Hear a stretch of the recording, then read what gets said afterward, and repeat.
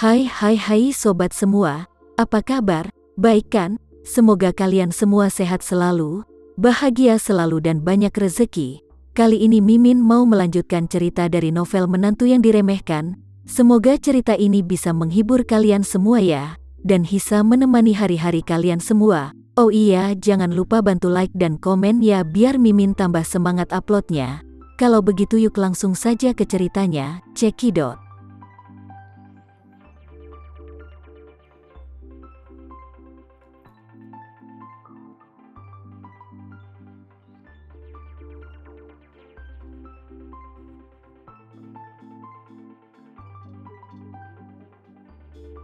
Roma meremas tangan Raya dengan keras, dan berkata dengan serius, dalam beberapa hari, kamu akan diantar ke Tokyo.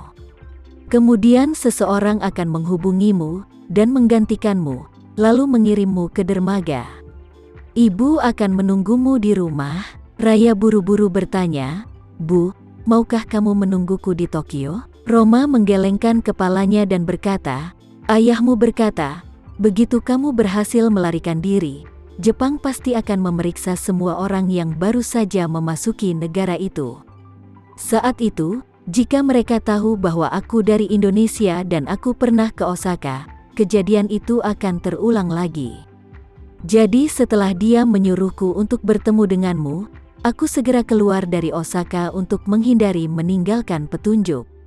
Nanti di Tokyo, dia akan mengatur agar orang lain bertemu denganmu. Raya mengangguk dan berkata, oke ibu, aku tahu. Ibu tunggu aku kembali dengan damai di Indonesia. Saat ini, seseorang membuka pintu dan berkata, waktu hampir habis. Roma memandang Raya dengan enggan, dan berkata, Raya, jaga dirimu beberapa hari ini, ibu akan pergi. Raya mengangguk lembut dengan air mata, Bu, hati-hati, dan juga bantu aku mengucapkan terima kasih kepada ayah. Roma menepuk lengannya dan berbisik, iya pasti. Kamu harus tahu, bahwa tidak ada tingkat keberhasilan 100% dalam segala hal. Tetapi kamu harus berjanji kepada ibu untuk kembali hidup-hidup. Raya memandang Roma, mengangguk berat, dan berkata dengan air mata berlinang, Bu, jangan khawatir, aku akan kembali hidup-hidup untuk melihatmu lagi. Roma menyentuh wajahnya dengan satu tangan, dan berkata dengan penuh kasih, setelah kamu kembali kali ini, jangan kembali ke rumah Sucipto. Kamu akan tinggal bersama ibumu di rumah nenek untuk sementara waktu, dan menunggu sampai pusat perhatian memudar kembali. Raya bersenandung dan berkata, Bu, hati-hati. Roma berkata dengan suara rendah, jangan ungkapkan masalah penyelamatanmu ini kepada siapapun yang ditangkap bersamamu, karena kali ini hanya kamu yang bisa pergi. Jika kamu memberitahu mereka, jika terjadi kerusuhan, aku khawatir itu akan menimbulkan masalah. Raya menghela nafas pelan, oke ibu, aku mengerti. Roma mengangguk, lalu pergi dengan enggan. Dan Raya juga dibawa kembali ke selnya oleh para tentara. Namun, Raya saat ini merasa sangat berterima kasih kepada Zain di dalam hatinya. Meskipun dia hanyalah anak haram, dan ayahnya Zain Sucipto tidak bisa mengakui identitasnya, Zain Sucipto masih rela membayar mahal untuk menyelamatkannya. Ini memang jauh di luar ekspektasi Raya terhadap Zain, dan itu juga membuat hatinya tersentuh. Awalnya, dia siap untuk dihukum mati, tetapi setelah melihat ibunya Roma, dia menyalakan kembali harapan untuk kehidupan masa depan. Saat ini di Jakarta, pukul 10 malam. Keluarga Tama saat ini berada di depan TV sedang menonton gala festival musim semi di TV. Emosi Alena tampak sedikit gelisah, dan berkata kepada Tama, sayang. Di internet ada informasi, bahwa Gemma akan tampil di prime time pukul 10:10. Jadi ini akan segera dimulai. Tama hanya mengangguk. Dia tidak bisa berbuat apa-apa tapi dia ikut menantikannya. Meskipun dia tahu bahwa Gemma adalah bintang besar, dia belum sesekalipun menonton film dan drama televisi yang dibintangi Gemma.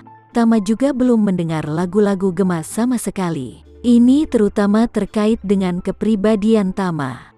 Dia tidak membutuhkan hiburan, jadi tentu saja dia tidak peduli dengan industri hiburan. Namun, secara alami dia sedikit lebih peduli tentang Gemma. Bagaimanapun juga, Gemma adalah teman masa kecilnya yang tumbuh bersamanya, dan dia juga tunangan yang diatur orang tuanya untuknya. Jadi dia dan Alena saat ini sedang menonton TV bersama, untuk menantikan penampilan Gemma.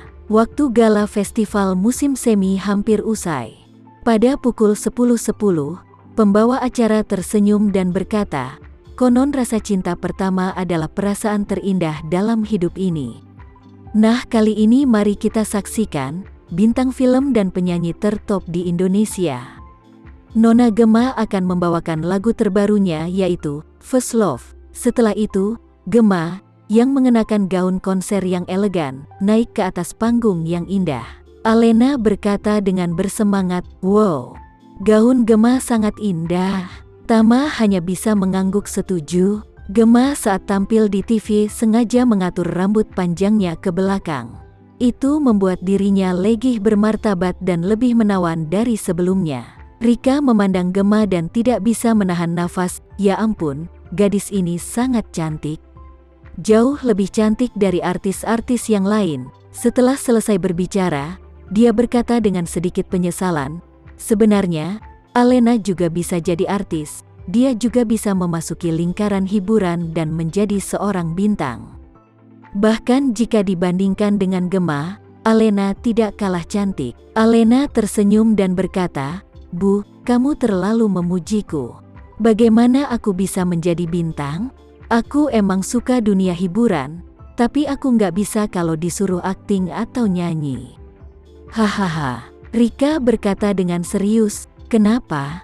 Sekarang, menjadi selebritis tidak membutuhkan akting atau suara sama sekali, cukup cantik saja. Lihatlah bintang-bintang populer yang bisa menghasilkan beberapa album, meski suaranya biasa aja, bahkan filmnya juga jelek. Kamu juga bisa loh." Alena menggelengkan kepalanya tanpa daya. "Bu, stop ngengeng-ngongeng. Aku mau nonton Gemma dengan tenang." Rika tak lupa menambahkan kalimat lain, "Lena, apa yang ibu katakan benar, dan menurut ibu kamu pantas-pantas saja jadi artis." Saat ini, Gemma sudah bernyanyi. Ketika dia membuka mulutnya, Rika tidak bisa menahan diri untuk tidak berseru, "Oh, suara gadis ini sangat bagus." Alena buru-buru melambaikan tangannya, "Bu, berhenti bicara." Tama juga sedikit terkejut dengan suara Gemma. Meskipun dia terlihat seperti seorang bintang idola, ketika dia membuka mulutnya, dia menunjukkan kemampuan menyanyi yang sangat baik, benar-benar profesional. Lagu-lagu ini merdu dan segar dan halus. Ini mirip dengan lagu Cinta Sejati yang dinyanyikan oleh Bunga Citra Lestari. Tama tidak bisa menahan diri untuk tenggelam di dalamnya. Setelah Gemma selesai bernyanyi selama 5 menit kemudian, Tana masih tenggelam dalam suasana indah yang diciptakan oleh nyanyiannya barusan. Mata Alena semakin memerah, dan dia tanpa sadar bertepuk tangan, dan berkata dengan emosi, "Gemma bernyanyi dengan sangat baik. Lagu ini sangat menyentuh." Kemudian, dia berkata kepada Tama, "Suamiku, Gemma akan datang ke Jakarta untuk konser sebentar lagi. Kamu mau nggak nemenin aku buat nonton konsernya?" Tama tidak bisa menahan perasaan sedikit malu saat mendengar permintaan Alena. Gemma memang mengundangnya ke konsernya, tetapi jika dia pergi dengan Alena, hal ini terasa agak salah. Dia mendesah dalam hatinya, "Meskipun aku tidak pernah berpikir untuk menceraikan Alena dan menghormati kontrak pernikahan yang dibuat orang tuaku untukku dan Gemma, aku tidak tega mengajak Alena menonton konsernya.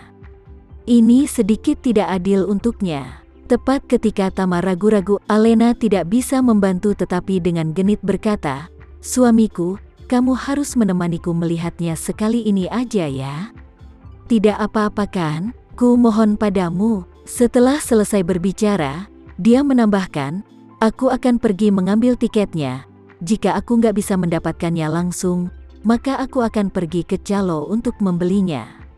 Kamu tidak perlu khawatir tentang apapun, dan kamu hanya perlu ikut aja ya." Tama mendengar ini, dia tidak tahu bahwa Alena akan terus bertekad untuk pergi ke konser Gemma.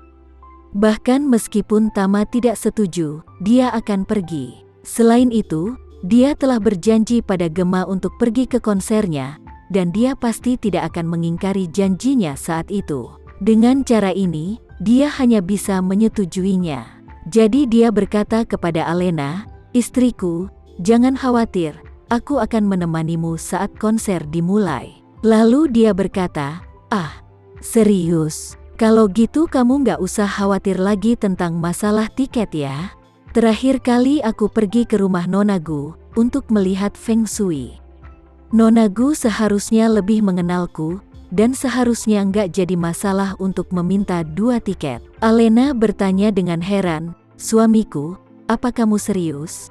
Apa aku bisa ke konser Gemma di barisan paling depan? Tiket VIP konser Nona Gu sangat laris manis loh. Dan biasanya nggak dirilis sama sekali. Saat dijual pun harganya naik beberapa kali lipat, bahkan puluhan kali lipat. Dulu pernah ada konser, dan ada yang jual tiket baris pertama dengan harga 10 juta. Gila nggak tuh? Bener-bener mahal banget."